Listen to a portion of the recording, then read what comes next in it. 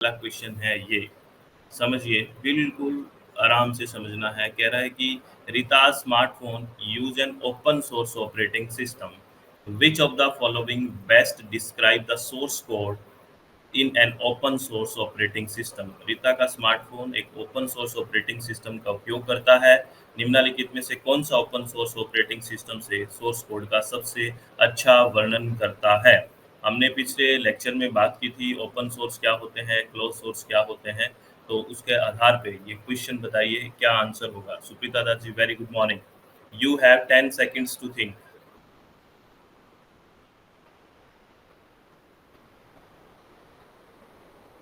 चलो, सभी लोग आंसर करें। Very good Nikita ma'am. इसका हमने बात की थी ओपन सोर्स किसके लिए होता है। बेसिकली इस पे कोई कंट्रोल नहीं होता, हमने बात की थी, है ना। ये अवेलेबल होता है यूजर्स के लिए, है ना। ये फ्री यूज कर सकते हैं। जो हमने एग्जांपल बात की थी, जैसे हमने एक ऑपरेटिंग सिस्टम एंड्रॉयड के बारे में भी बात की थी कि ये ओपन सोर्स है, इसे उपयोगकर्ता के लिए उपलब्ध कराया जाता है ना। बिल्कुल। और जैसे हमने आईओएस के बारे में बात की थी, ये फुल्ली ओपन नहीं था, क्लोज़ था, क्योंकि वहाँ पे कंट्रोल्ड होता है ना? और ये सिक्योरिटी वाली बात भी हम नहीं कह सकते 100%। हुँ। तो इसमें और it use less processing power, ये भी कोई मतलब नहीं है। तो इसमें बेस्ट जो डिस्क्राइब कर रहा है ओपन सिस्टम को, वो क्या कर रहा है, या जो ओपन सोर्स ऑपरेटिंग सिस्टम को ओपन को कौन कर रहा है? It is made available to users, है ना? बिल्कुल, फट और ये ओपन क्लोज ये सोर्स से क्वेश्चंस पूछे जाते हैं, तो ध्यान रखें ये प्लीज। हेलो फ्रेंड्स, जून 2025 के लिए हमने पेपर वन के लिए क्रैश कोर्स लॉन्च कर दिया है, जिसमें 10 की 10 यूनिट्स विद पीवाईक्यूज हैं। अगर आप विलिंग हैं तो ज्वाइन कर सकते हैं। कहाँ पे ज्वाइन करना है? अपनी वेबसाइट www.swmg.in या फिर प्ले स्टोर में जाके अपनी मोबाइल ऐप SWMG से आप ज्वाइन कर सकते हैं। ये एक बहुत ही ज़बरदस्त रिविजनरी कोर्स रहने वाला है। अगर आप विलिंग हैं तो फटाफट ज्वाइन कीजिए। All the very best. Next question है, ये ए से डी तक स्टेटमेंट्स लिखे हुए हैं और आपसे पूछा है with the reference to digital communication which of the following statement A to D are true. Digital संचार के संदर्भ में निम्नलिखित में से कौन से कथन ए से डी तक जो लिखे हुए हैं वो सत्य है, कौन से सत्य हैं, आपसे ये पूछा है। तो बड़ा अच्छा क्वेश्चन है। अब देखते हैं, ये आप जानते हो क्या हाफ डुप्लेक्स ट्रांसमिशन क्या होता है, फुल डुप्लेक्स ट्रांसमिशन क्या होता है, simplex type of transmission mode क्या होता है। नहीं जानते तो आज नोट करना है बढ़िया से। और इसको आपको मैंने पहले ही भी कहा है कि जब भी हम ये क्वेश्चंस करें बढ़िया वाले, प्रैक्टिस चलती हो तो नोटबुक पास लेके बैठा करो, ठीक है। तो आप मारो क्वेश्चन का आइडिया, आंसर क्या होना चाहिए आपके अकॉर्डिंग, क्या आंसर होना चाहिए आपके अकॉर्डिंग, फटाफट बताइए। किसी को पता है? यस और नो?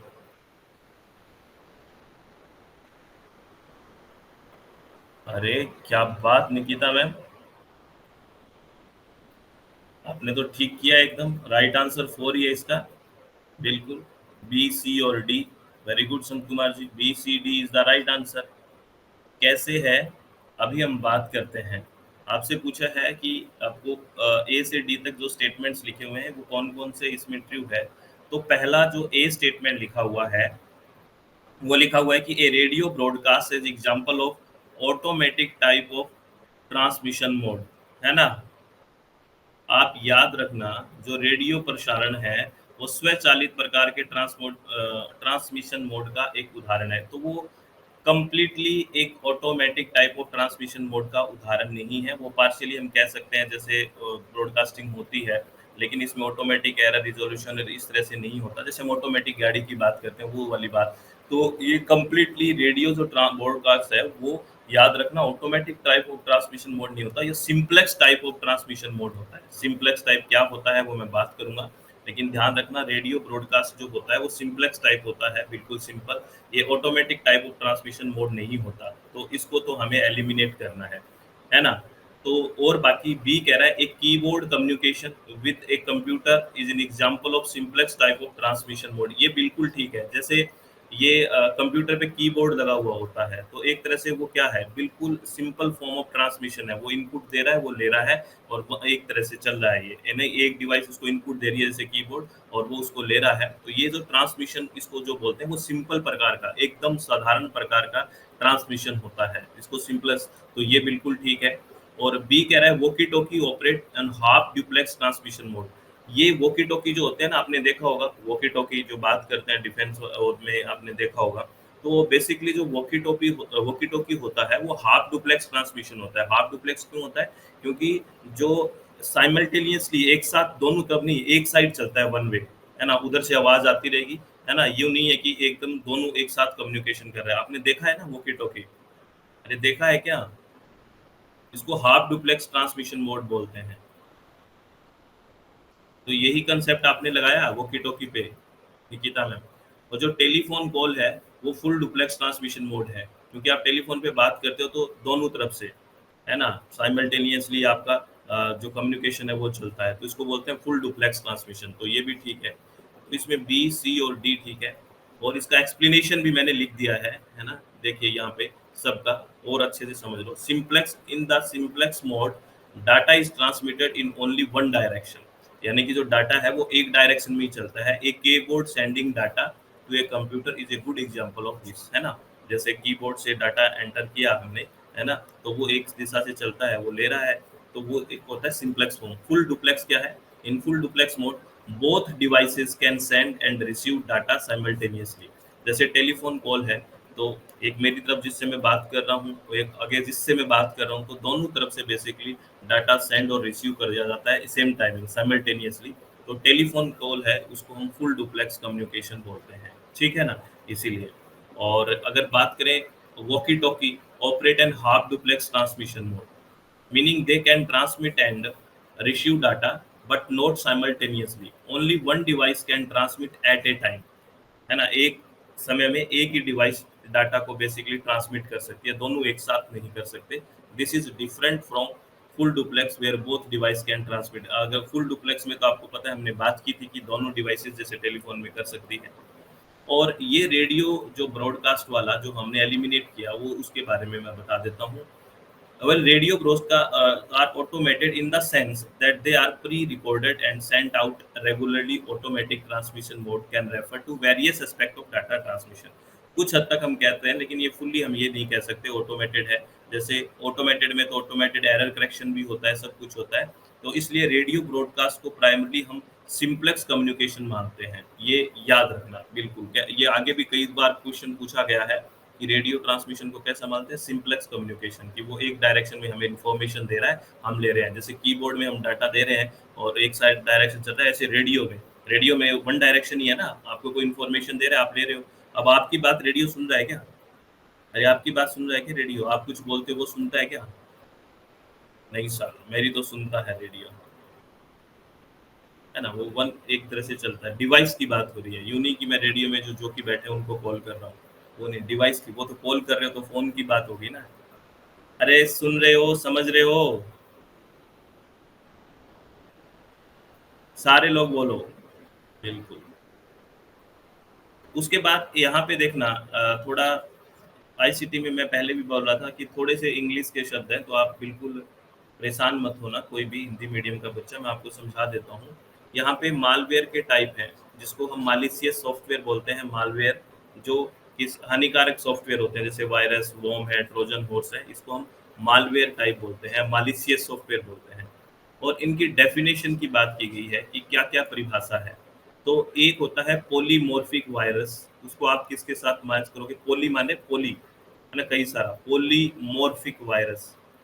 मॉर्फिक वायरस एक है, मेटामॉर्फिक वायरस। ये वायरस की हम बात करते हैं तो टाइप है, वो किस तरह से कैसे वर्क करते हैं, यानी किस तरह से हार्म करते हैं किसी डिवाइस को, इससे हमने क्लासिफाई किया हुआ है कि पोलीमॉर्फिक वायरस भी हो सकता है, मेटामॉर्फिक वायरस भी हो सकता है, ट्रोजन हॉर्स की हम बातें करते हैं, और वॉर्म की हम बातें करते हैं, है ना, कीड़ा वॉर्म, है ना, ऐसे बात करते हैं। तो आपको मैच करना है इधर डेफिनेशन के साथ। तो आप हिंदी मीडियम वाले इस डेफिनेशन को पढ़ के कर लोगे, मैं हिंदी में भी समझाऊंगा इसको आगे, लेकिन आप कोशिश करो इसकी करने की, करो कोशिश, क्या आंसर होगा?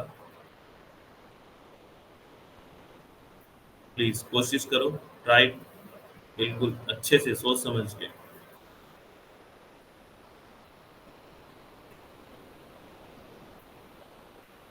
लास्ट 10 सेकेंड्स और है आपके पास।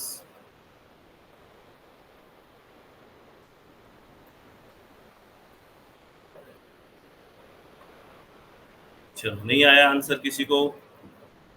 इसका राइट आंसर है, यस और नो तो बोलो कुछ, मुझे पता लगे। अरे क्या बात निकिता मैम, आंसू निकिता मैम सारे क्वेश्चन ठीक कर रहे हैं। ये राइट आंसर इसका सी है, थर्ड है, ए का 2, बी का 4, सी का 1, डी का 3। वेरी नाइस, रिवाइज करके आए हो आप, बहुत बढ़िया। ठीक है, तो ए का 2, जैसे पोलीमॉर्फिक वायरस हम किसके साथ मैच करेंगे पोलीमॉर्फिक को? पोलीमॉर्फिक चेंज, देखो पोली है मतलब कई सारी बात, तो ये इसकी डेफिनेशन पढ़ के देखो, change it's signature with each copy made during replication. जैसे ये रेप्लिकेट करता है, रेप्लिकेशन का मतलब आपको पता है, जैसे वायरस आपकी उसमें एक आ गया ना कंप्यूटर में या किसी फाइल से अटैच हो गया, वो अपनी कॉपी बना लेता है, अपने आप को रेप्लिकेट करता है, कई सारी कॉपी बना लेता है। तो जो पॉलीमॉर्फिक वायरस है वो किसको कहेंगे? जो अपने सिग्नेचर को चेंज करता है, मतलब उसको पहचानना फिर मुश्किल हो जाता है, हर बार वो चेंज कर लेता है जैसे ही कॉपी बनती है। यानी कि कई सारी, पोली मतलब बहुत सारे रूप बना लेता है एक तरह से, पोलीमॉर्फिक वायरस यानी वो अपने सिग्नेचर जो होता है ईच कॉपी के साथ चेंज करता रहता है, वो कि उसको पहचान ना सके कोई एंटीवायरस। ठीक है, तो ए का हमने 2 किया। और एक है देखो मेटामॉर्फिक वायरस। मेटामॉर्फिक वायरस देखो, इसमें क्या होता है, इसमें तो देखो अगर पॉलीमॉर्फिक की बात करें तो वो सिग्नेचर अपना चेंज करता है, एक चीज चेंज कर ली। लेकिन जो मेटामॉर्फिक वायरस है यहाँ पे भी ये चेंज करता है, लेकिन ये कंप्लीटली अपने आप को रीराइट कर लेता है पूर्ण रूप से, completely rewrite itself each time it is replicated, sometime change it's behaviour. ये बड़ा पूरा ही चेंज कर लेता है, अपने कंप्लीटली अपने आप को रीराइट कर लेता है, मेटामॉर्फिक। ठीक है, कंप्लीटली। और ट्रोजन हॉर्स में हमने बात की थी, अगर आपको याद है, कि ये बेसिकली छिपके आते हैं, है ना? जैसे मेल के थ्रू कहीं छिपके आएंगे और आपने लिंक कलेक्ट किया तो आपके जो सेंसिटिव डाटाज होंगे वो ले लेते हैं। तो यहाँ पे देखो हिडन हार्मफुल, हिडन शब्द था ना कि छिप के आने वाला, तो यही आपको ट्रोजन हॉर्स के साथ मैच करना था। और ये है वॉर्म, वॉर्म एक तरह से यूं मानिए कीड़ा। बेसिकली जैसे वायरस को इंटरेक्ट करने के लिए, है ना, रेप्लिकेट करने के लिए किसी होस्ट की जरूरत होती है, हमने बात की थी। और लेकिन वॉर्म की ऐसी कोई जरूरत नहीं होती है। जैसे वायरस कहते हैं ना, वायरल डिजीज होगी, वायरस के बारे में इतनी वैक्सीनेशन बनाना आसान इसलिए नहीं है क्योंकि जब वो बाहर होता है होस्ट से तो वो इनएक्टिव होता है, बिल्कुल मृत अवस्था में। लेकिन जब होस्ट मिल जाता है तो वो एक्टिव यानी कि लिविंग में आ जाता है। तो वायरस को होस्ट की ज़रूरत होती है, वर्म को इस तरह से होस्ट के इंटरेक्शन की ज़रूरत नहीं होती है। तो इसी तरह इसमें देखिए 3 आ गया, a malware that spreads copy of itself through a network without user interaction. इसमें किसी होस्ट की ऐसी कोई ज़रूरत नहीं होती, विदाउट एनी इंटरेक्शन वो अपने आप को कॉपी बना लेता है। तो ये ऑप्शन है, ये वेरी वेरी इंपॉर्टेंट है, क्या आप लोगों को समझ में आई? इसको एक्सप्लेन भी अच्छे से कर लेते हैं। देखिए ये है पॉलीमॉर्फिक वायरस, हिंदी मीडियम वाले भी बिल्कुल आसानी से समझ जाएंगे। Is a type of computer virus that change it's code or signature after each infection, making it very difficult to detect and remove with traditional antivirus software। ठीक है, पॉलीमॉर्फिक वायरस एक ऐसा मेलवेयर है, मेलवेयर होते हैं जो malicious software जो खतरनाक होते हैं, जो किसी सिस्टम के लिए जो पहचान से बचने और एंटीवायरस सॉफ्टवेयर को धोखा देने के लिए अपने कोड को बदल सकता है। ये अपने कोड को इनक्रिप्ट करके और हर बार एक नई इनक्रिप्शन कुंजी का उपयोग करके ऐसा करता है, जिससे मतलब वो सिस्टम को आपको संक्रमित करता रहेगा। और metamorphic program itself by translating its code and then rewrite it so that subsequent copies appear different with each iteration। वही बात हो रही है, ये भी अपने आप को पूरा रीराइट कर लेता है ना, पूरा का पूरा, जो हमने डिफरेंस की बात की थी। और उसके बारे में बात हुई कि हमारी वॉर्म के बारे में, तो और ट्रोजन हॉर्स छिप के आता है। ठीक है, समझ में आ गया ये? अच्छा क्वेश्चन था, समझ में आ गया क्या? यस और नो?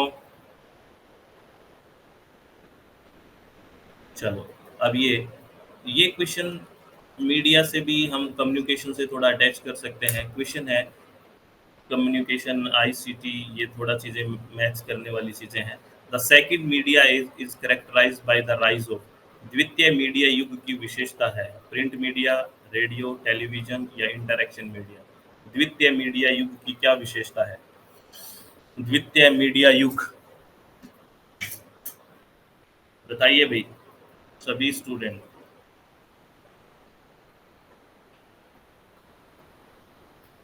देखो अभी जो द्वितीय मीडिया युग है वो इंटरैक्टिव मीडिया है। कैसा है? इंटरैक्टिव। अब मीडिया देखो कितना इंटरैक्टिव हो गया है, बहुत ज़्यादा। जैसे प्रिंट मीडिया इतना इंटरैक्टिव नहीं है, आपके पास आ गया। रेडियो कोई इंटरैक्टिव नहीं, मतलब कहने का मतलब आप वाला नहीं सुनते, वो वन वे वाली बात होती है इसमें। लेकिन जो सेकंड मीडिया एज आ गई है वो इंटरैक्टिव मीडिया एज आ गई है। वो जैसे प्रिंट मीडिया है, आप न्यूज़ पढ़ रहे हो तो एक तरह से वन वे हो गया, रेडियो सुन रहे हो, टेलीविज़न सुन रहे हो।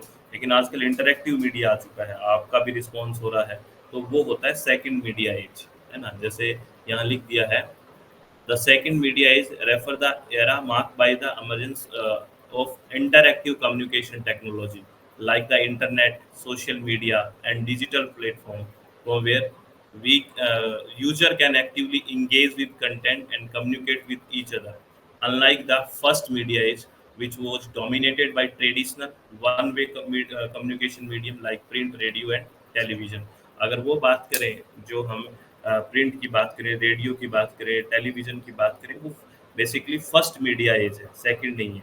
सेकंड जो अभी internet, social media, digital platform, ये जो इंटरैक्टिव चल रहा है, ये द्वितीय मीडिया युग है ना? समझ में आई बात? अरे बोलो तो सही। अब आपसे हो सकता है क्वेश्चन में फर्स्ट मीडिया एज पूछ ले, तो ये भी आपको ध्यान रखना है। नेक्स्ट क्वेश्चन है, with respect to RAM and ROM which of the following statement are true? RAM और रोम के संबंध में निम्नलिखित में से कौन से कथन सत्य है, आपसे ये पूछा है। और इसको एलिमिनेशन मेथड से करो ना, बहुत अच्छा रहेगा एलिमिनेशन मेथड से, कि ये तो आ ही नहीं सकता। तो आपका बड़े सही से ये क्वेश्चन हो जाएगा। सिंपल तरीका है ये एलिमिनेशन।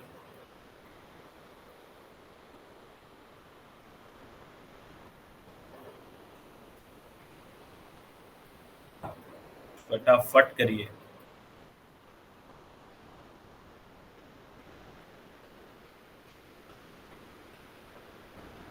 लास्ट 5 सेकंड और है, अभी करो फटाफट। वेरी गुड सुप्रीता दास जी, वेरी गुड। इसका राइट आंसर है सेकंड। ये तो बहुत इजी क्वेश्चन था। बी, सी और D is the right answer. क्यों? रोम कह रहा है कि ये रोम की फुल फॉर्म है क्या? ये है क्या? अरे बताइए, क्या फुल फॉर्म होती है रोम की? क्या फुल फॉर्म होती है? ये तो लिख रखा है, इसने तो गलत लिख रखा है, रियल ऑप्टिकल मेमोरी रखा है। बताओ ये कोई फुल फॉर्म है रोम की? तो ये तो बिल्कुल सिंपल है, ये तो काट ही देते आप, है ना? रीड ओनली मेमोरी होता है, तो काटो इसको। तो ए को काटते, फर्स्ट ऑप्शन और थर्ड ऑप्शन तो वैसे ही कट गया। अब दो ऑप्शन फिर बचे हैं।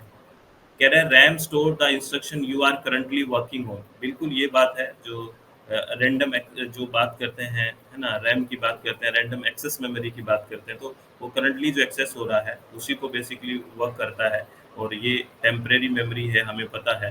तो है ना? तो ये बी तो बिल्कुल ठीक है, बी तो बिल्कुल ठीक है। ठीक है। उसके बाद ROM store the BIOS, B I O S sorry, है ना? बेसिक इनपुट आउटपुट सिस्टम की बात करते हैं। रोम परमानेंट होता है, बिल्कुल यही स्टोर होती है। ये अगर आपने पढ़ा हो तो बी आई ओ एस के बारे में हमने डिस्कस किया है, तो ये बिल्कुल ठीक है, परमानेंट वाला। और बेसिकली आगे है RAM allow the user to read and write data, बिल्कुल ये भी ठीक है, बी सी डी। लेकिन ई कह रहा है both RAM and ROM lose their data when power is turned off. ये तो दोनों को ही टेम्परेरी बता रहा है, लेकिन रोम का तो डाटा नहीं लूज होता, तो ये टेम्परेरी नहीं है, ये परमानेंट है। तो ये स्टेटमेंट गलत हो गया। ठीक है। तो वैसे ए और ई को एलिमिनेट करके सीधा ऑप्शन हो सकता था, ये सीधा सीधा दिख रहा था कि ये दोनों नहीं हो सकते। तो राइट आंसर बी, सी और डी है। क्या है? बी, सी और डी। ठीक है भाई, चलो आगे बात करते हैं। यहाँ पे देखना थोड़ा सा, फिर आप परेशान मत होना। यहाँ डिस्क्रिप्शन है, यहाँ पे आईसीटी की टर्म है। यहाँ आपको जैसे ऑपरेटिंग सिस्टम के साथ क्या मैच करोगे, नेम ऑफ सीपीयू मैन्युफैक्चरर कौन है, कौन सीपीयू बनाता है, लिंक वेब पेज के साथ क्या करोगे, ब्रेन ऑफ कंप्यूटर किसको बोलते हैं। ये बिल्कुल सिंपल क्वेश्चन है, बहुत सिंपल है। सभी स्टूडेंट करिए प्लीज़, रिक्वेस्ट है, जल्दी ना करें, फिर सभी स्टूडेंट करें इसको।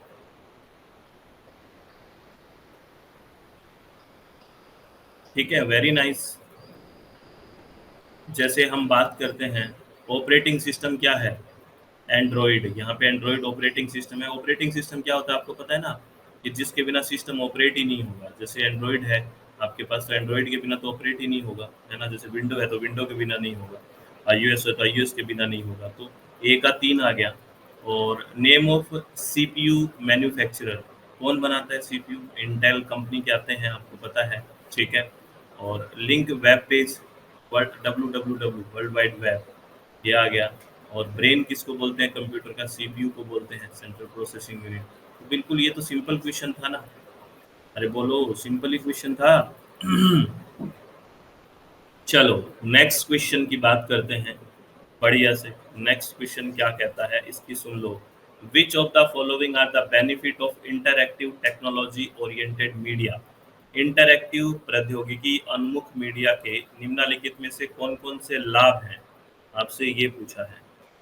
जब आप इंटरैक्टिव मीडिया का यूज करते हो, टेक्नोलॉजी का यूज करते हो इंटरैक्टिव, तो उसके क्या क्या लाभ है, आपसे ये पूछा है। फटाफट आंसर करिए, बिल्कुल सिंपल तरीके से क्वेश्चन हो जाएगा।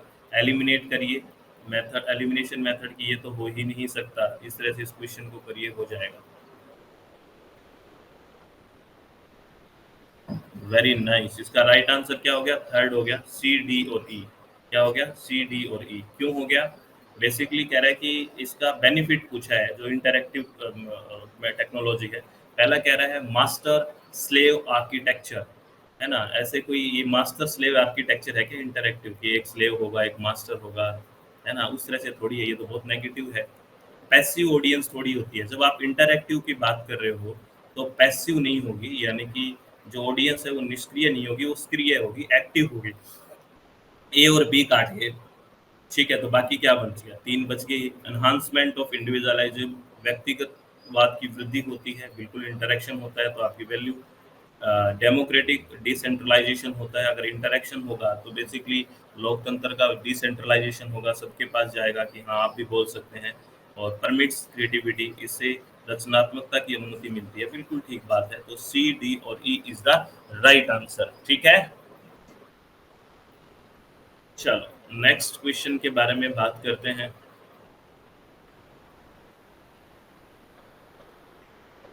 ये क्वेश्चन देखिए, in digital communication a television broadcast and radio broadcast are example of, बीच में ब्लैंक दिया गया है, टाइप ऑफ ट्रांसमिशन। हमने थोड़ी देर पहले इसको बहुत ही अच्छे से थ्योरी में बात की थी कि ये कौन सा आपसे पूछा है कि टेलीविजन और रेडियो ब्रॉडकास्ट है वो किसका एग्जांपल है, ऑटोमेटिक का, हाफ डुप्लेक्स का, सिंप्लेक्स का, या फुल डेप्लेक्स का, किसका है। सभी लोग अभी आंसर करो, ये तो अभी बताया था। अरे क्या हुआ, सारे लोग बोलो भाई, अभी तो बताया था। ये सिंप्लेक्स का है, किसका है, सिंप्लेक्स, बिल्कुल सिंप्लेक्स का है। वन वे वाली बात हो गई, है ना। अभी इसको हमने सब टर्म को डिस्कस किया था। ये क्वेश्चन है, the measurement of screen resolution for a laptop is 1280 into 1024, which of the following is the unit used to measure screen resolution। Laptop के लिए स्क्रीन रिजोल्यूशन का माप 1280 इंटू 1024 है। तो कह रहा है कि स्क्रीन रिजोल्यूशन को मापने के लिए निम्न में से किस इकाई का उपयोग किया जाता है, स्क्रीन के रिजोल्यूशन को मापने के लिए, स्क्रीन कितना रिजोल्यूशन है, रिजोल्यूशन को मापने के लिए किसका यूज किया जाता है। रिजोल्यूशन जो होता है वो भी इमेजेस का रिजोल्यूशन होता है, याद रखना। रिजोल्यूशन हमेशा पिक्सल में होता है, किसमें होता है, पिक्सल में, है ना। कहते हैं ना पिक्सल फट रहे हैं कि नहीं फट रहे, रिजोल्यूशन हमेशा पिक्सल में होता है। क्या बात कर दी आप लोगों ने, है ना, पिक्सल में होता है। चलो इसको मैं और अच्छे से सारे चीज़ों को एक्सप्लेन कर देता हूँ कि कंप्यूटर से रिलेट करके सारी चीज़ों को एक्सप्लेन करता हूँ कि कंप्यूटर में कब हम इंच का यूज़ करते हैं, ये कब एमपीपीएस का यूज़ करते हैं। ओहो, चलो देखो इंच का, यहाँ पे देखिए, पहले यहाँ पे देखो, pixel, the term pixel refer to the smallest unit of a digital image और डिस्प्ले, ठीक है ना। बेसिकली पिक्सल टर्म है, वो स्मॉलेस्ट यूनिट है किसी भी डिजिटल इमेज और डिस्प्ले का, ठीक है। स्क्रीन रिजोल्यूशन जो मेजर करते हैं हम किस में करते हैं, विड्थ और हाइट में करते हैं, और वो पिक्सल का होता है कि कितनी विड्थ है कितनी हाइट है। A higher number of pixel का मतलब क्या होता है, typically indicate a cleaner and more detailed image. अगर मैं कहूँ कि इसका पिक्सल अच्छा है तो इसका मतलब clear and more detailed image है। और स्क्रीन रिजोल्यूशन की बात करें तो बेसिकली हम मैं फिर बात कर रहा हूँ कि स्क्रीन रिजोल्यूशन हम पिक्सल में करते हैं। और आपने ये सुना होगा जैसे कॉमन रिजोल्यूशन में हम क्या है, जैसे HD की बात करते हैं जिसको हाई डेफिनेशन बोलते हैं, जैसे 1280 इंटू 720 पिक्सल का होगा, HD हो गया। फुल HD किसको बोलेंगे, 1920 इंटू 1080 पिक्सल को। और 4K भी आता है, 4K किसको बोलेंगे, तो 4K वीडियोस हो गए हैं, ये होगा 3840 इंटू 2160 पिक्सल का हो गया। यानी कि जो विड्थ और हाइट बता रहा है ये, है ना, तो ये पिक्सल होता है बेसिकली जो रिजोल्यूशन की बात करता है। और इंच होता है, वो बेसिकली हम कहते हैं ना हमारे स्क्रीन इतने इंच की है, तो basically inch use to measure screen size. जैसे डायगनली ऐसे विकिरण के तौर पे कि ऐसे कितना इंच का है स्क्रीन, है ना। एमबीपीएस जो होता है आपको पता है, ये एमबीपीएस तो ट्रांसफर स्पीड होती है, कहते हैं ना कितने एमबीपीएस की स्पीड है आपकी, तो ये तो refer to data transfer speed होती है, स्क्रीन रिजोल्यूशन के लिए यूज थोड़ी होता है।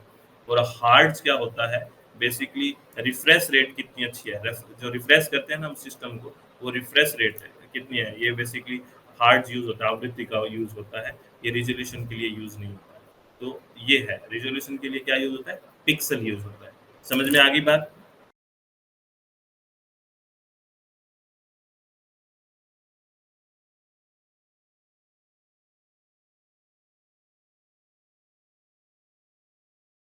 तो कैसा लगा आपको सेशन, बताते रहना मुझे कि ऐसा लगा, ये लगा, बढ़िया लगा। आप रिव्यू कर सकते हो वहाँ पे कमेंट करके, सब लोग बताते रहें कि हाँ अच्छा लगा, है ना। रिव्यू करना चाहिए कमेंट, जिससे हमारा भी चित्त शांत रहता है, आपका भी चित्त शांत रहेगा।